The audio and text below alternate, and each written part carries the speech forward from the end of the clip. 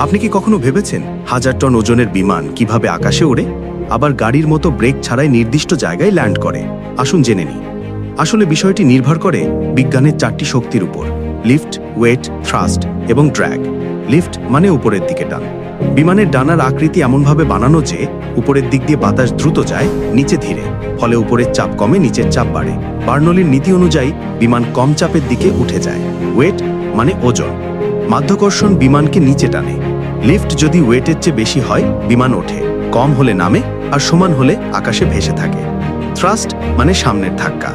Engine বাতাসকে পেছনে প্রচণ্ড বেগে ঠেলে দেয়, ফলে বিপরীত ধাক্কায় বিমান সামনে এগিয়ে যায়।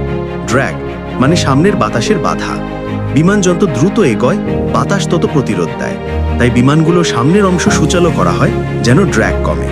ধন্যবাদ ভিডিওটি দেখার জন্য। আল্লাহ হাফেজ।